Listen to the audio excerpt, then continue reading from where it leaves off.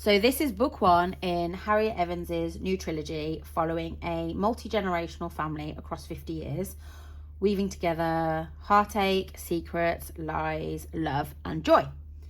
So in this one, we first meet Alice, who lives on the Kynaston family estate in Orchard, USA, a small, homely, somewhat traditional town.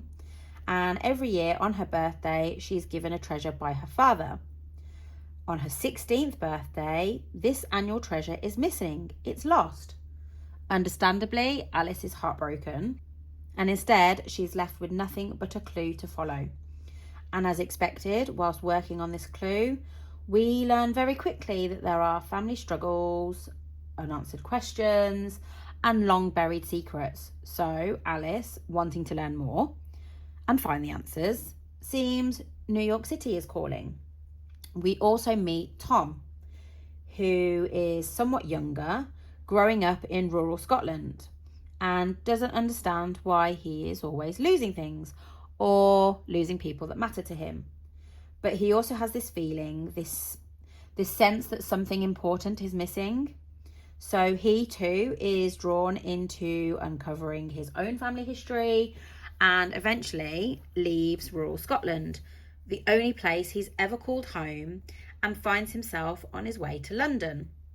So essentially, this is two strangers, two separate lives, one ancestral home that connects the two of them together. Now, I'll be honest, for a lot of the book, especially the beginning, I did struggle to get into it. It didn't quite grab my attention the way it probably should have done. It takes a lot of time whilst you're learning about both their backgrounds, their stories, but it does get easier and you do find yourself a little more invested as time goes on.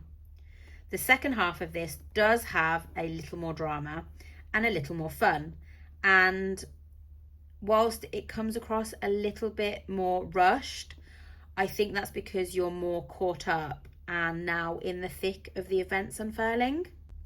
I did, however, find myself a lot more invested in Tom's chapters than Alice's. I'm not quite sure why, but there was something about his journey that felt a little more emotionally compelling, and I always found myself eager to get back to his perspective. The Treasures does read as a historical narrative, which might not be for all, and that might explain why it took me a little while to get into it. Historical family sagas can be quite a lot at times. You know, we've got the explorations of the hippie movements, the revolution, the anti-war protests, there's talk of civil rights, generational divides, you name it, it is in there. But I do think Harriet's writing style worked well here. It really brought each era to life, and it made that historical backdrop feel just as important as the characters themselves. We visit Scotland, we visit London, America, we travel across countries spanning several years. And more than anything, this book reminds you that family is rarely straightforward. It's messy, it's complicated, and full of unexpected twists, just like life itself. Now, whilst this took a little while to find its footing, by the second half, I did find myself much more invested in both the story and the family dynamics. So if you enjoy sweeping historical family sagas with plenty of mystery, secrets, and long buried truths, I do think that this trilogy has a lot of promise.